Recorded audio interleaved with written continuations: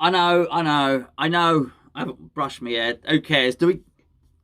Who cares? I don't care. Anyway, it doesn't matter. We know each other well enough by now. Let's be perfectly honest. Okay, I said I wasn't going to do a video about takeovers and PAI Capital and whatnot, but I have to really, because officially it appears that they have ended their interest in West Ham.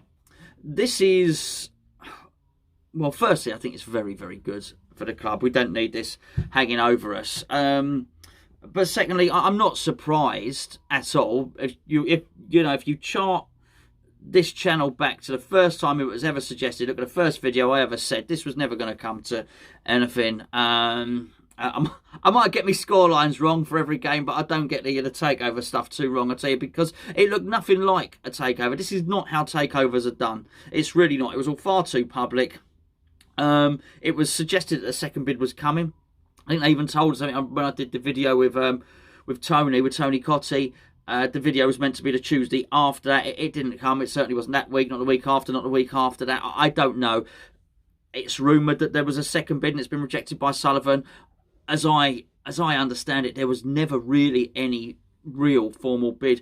The proof of funds was not produced in a way that is as an industry standard. That's what I understand that to be. And it's not just my belief. I certainly heard Simon Jordan when he spoke to Philip Beard about this, who was obviously representing PAI Capital. Simon Jordan said, this is not how you buy a football club. You've not provided proof of funds in the correct way. So that sort of confirmed what I'd been hearing anyway. Look, for PAI Capital's takeover to have been successful, West Ham needs to have been doing rubbish. It's as simple as that.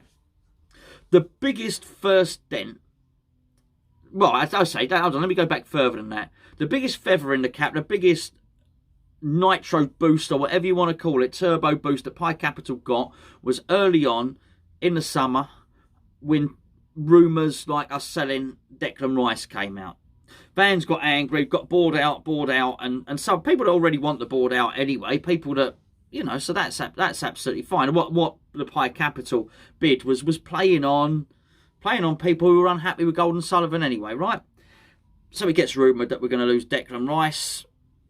It builds up this tsunami of opinion that actually we want the board out and we want these new guys to come in and take over. That was really good for PAI Capital. I think the next thing was, it took us a long time to sign a player, didn't it? You can't include Dawson and things like that. So then the rumours started to come out. I did a few of these videos as well. Where are these rumours coming from that we've got no money? It wasn't the case. It was never the case. And I really felt like I was trying to sort of repel against it very much. That I was saying David Moyes wouldn't have signed contracts if he thought there was no money. He just wouldn't have done so. He would have gone and got the Everton job. It was offered to him before it was offered to Rafa. He turned it down. He said no. Yeah, that was very, very good for PAI Capital. For everybody to think, okay, we're going to lose Declan Rice, and we've got no money to sign players. So even more, get these guys in, get GSB out. Unfortunately, that was about as good as it was going to get for PAI Capital, because then the incompetence of the bid came in. The way they started to leak things through social media, the way they linked themselves to certainly Rio Ferdinand, the way, and I felt so sorry for Tom Skinner, because he got so much stick, didn't he? But him, turning around and saying, I met the fellas, I sold them a few mattresses, they're really nice guys, and stuff like that, wasn't a good look for them. It should have been done far more professionally from their point of view. And in many respects, I'm sort of glad for people like that the deal didn't go through, because I think they would probably have mucked it up anyway, and it would have probably made it almost difficult for some people that have backed them to go to games and things like that. So that was about as good as it was going to get. And then they just kept on making mistake after mistake, referring to West Ham, what they call us, West Ham Football Club, and things like that. The association with Philip Beard there, who not only had failed at Queen's Park Rangers, but had got a transfer strategy. I was certainly part of the group, but part of the ownership model at the time. They got the transfer strategy so wrong that Queen's Park Rangers incurred a fine of £42 million after relegation. So got relegated, then got a fine of £42 million for financial irregularities in terms of the overspending players and not meeting financial fair play. I mean, this was financial mismanagement on a really huge scale. There ain't too many fines in British football, maybe even European football, that would match what Queen's Park Rangers got. So that didn't that didn't go well at all. Oh, I should just say, sorry, OneFootball app, I almost forgot. Getting into a little bit of a rant there. The OneFootball app, please click the link down below if you haven't got the OneFootball app. Download it to your mobile device, not your car, your mobile device, which is your mobile phone. Basically, you can aggregate all the West Ham news into one place. The PAI Capitals stuff is going to be on there. It's going to be announced all later. In fact, I've already seen the stories already on there, which is basically PAI Capital have basically ended their interest in West Ham United. It's on the OneFootball app. Tailor it to your specifications. If you don't like it, you can get rid of it. Most importantly, it's free. And they like Hammers Chat. Hey, I mean, don't get much better than that. Click the link below. OneFootball app. Right, listen. It started to go a little bit wrong for PAI Capital once the season started. Because, as I say, what PAI Capital needed was for it to go crap all the way along. Sell Declan Rice, don't sign players, and then they probably needed us to lose our first couple of games. Because they needed to be sowing the seed of an incompetency at the start of our season. Well, none of those things happened. We didn't sell Declan Rice. We didn't lose the first couple of games. We actually won the first couple of games. So it built the mood within the fan base. Then, of course, it gets to the end of the transfer window, and this is the thing. There was a lot of these leaks were coming out. West Ham aren't going to sign anyone. West Ham aren't going to sign anyone. And I thought a lot of the leaks had an agenda somewhere along the line. It really was. Now, don't get me wrong, I'm not saying all the agenda was PAI Capital. Some of it was just sort of GSB out. Look, I don't have to go through it every time. I'm no fan of these owners at all. I think they got so much wrong. It's unbelievable. I mean, it's unbelievable. That being said, I did feel that there was a certain amount of it that might undermine a team. I just wanted us to sign players. I just wanted to start the season well. I think possibly the final nail in the coffin was us signing players. We had a really good transfer deadline day, and then we've gone and won in Europe at the first attempt and stuff like that. And I don't think it's any surprise that it's come out today. Well, this will be yesterday. Are you watching this? Obviously today. It's Thursday here, because we had that great win against Manchester United in a cup. I don't be surprised if PAI are probably looking at it and thinking there's no way for us to push this through. Sullivan doesn't want to sell. It doesn't matter that Sullivan doesn't want to sell. Every club has its price. You are like PAI. Let's say PAI Capital got 500 million in invested funds. Okay, that's fine. Sullivan can turn that down. He might say no, that's not it. Sullivan, we know, probably values the club a little bit more than that. It's not that you can't get the club. You give Sullivan 900 million, he'll sell the club. They just don't have the money. They don't have 800 million, don't have 900 million. The funds are not there to buy the club. So I think they probably looked at it for, okay, we can't afford this club at the price that guy wants to sell it for. And actually that leverage they might have got to upset the fan base and for West Ham to do so crap that Sullivan thinks, I can't be doing with this hassle, let's just sell. That hasn't happened. Basically, the planets had to align for this takeover bid to go through. I actually think it's a minor miracle we actually got through the transfer window and the start of the season. And it's a testament to our fans, actually. Actually, so many of them recognised this bid for what it was, which was not very well put together. And I don't just mean the bid. We'll never know how poorly or well the bid was put together, but the way it was conducted in social media and the way the poor interview, the poor choice of places to do the interview. They brought Cotti on board, and Cotti did a lot better, but quite frankly, by then it was too late. I don't think it's fair play to the fans that actually it didn't impact the atmosphere at the stadium. I think you could be argued the first couple of games at London Stadium were the best atmosphere there's ever been there. And that's fantastic. I think it's been really good that it hasn't, this whole unsettling period has not actually been particularly unsettling. It really could have done. It hasn't really done so. So I'm really glad it's ended now. And it's not that I don't want... Look, I'd love mega rich owners. I really, really would.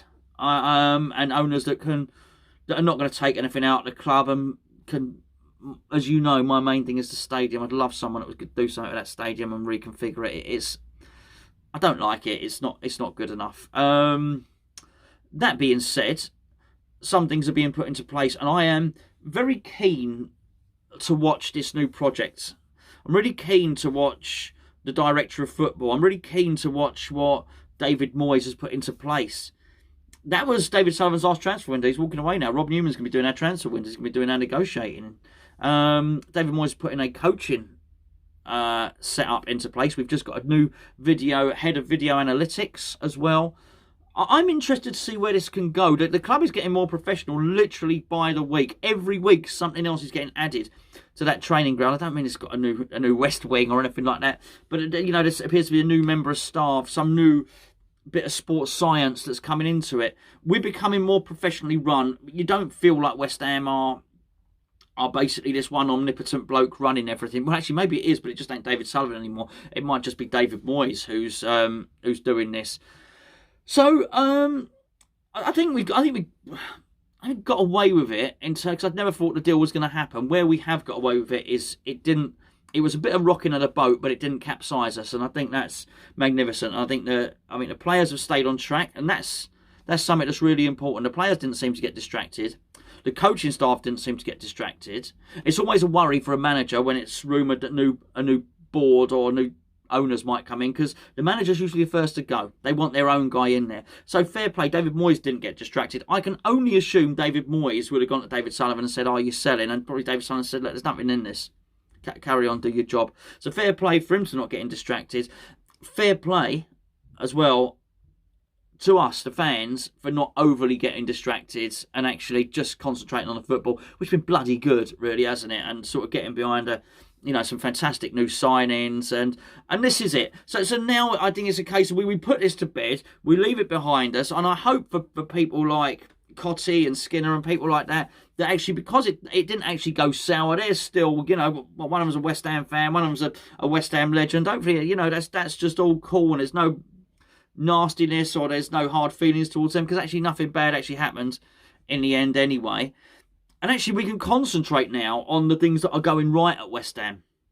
We can actually enjoy the fact that we've got this wonderful new centre-half in Kurt Zouma, who I'm looking forward to things like that. I'm looking forward to, what Moyes has got up his sleeve tactically for the next game, hopefully keeping Antonio fit and all of those wonderful things. Look, I'm not saying there's not going to be anything that comes and upsets the apple cart a little bit. I'm pretty sure every transfer window we're going to have to deal with speculation about Declan Rice until he does eventually leave. That's just going to happen. But you know what? Even that, he's playing ridiculously well, let's be fair. We're not dealing with a sulky player here who's down tools. Far from it. He's still the West Ham captain, plays like the West Ham captain, and he's a brilliant player. He's a brilliant midfielder, gets better and better almost with every game, it seems. We'll deal with that when it comes to it. As and when it does, I've got utter confidence that David Moyes and his team will bring in a really, really good player and actually will continue to progress as a team. Don't want to lose Declan, but it's not going to define the football club, certainly. But I do think a takeover bid, and particularly a botched takeover bid, could have defined a football club. And as I went back, as I mentioned in my first video, I don't know why I clenched my fist and hit my hand then. As I mentioned in my first video, ouch. We could have sold that to Carson Young.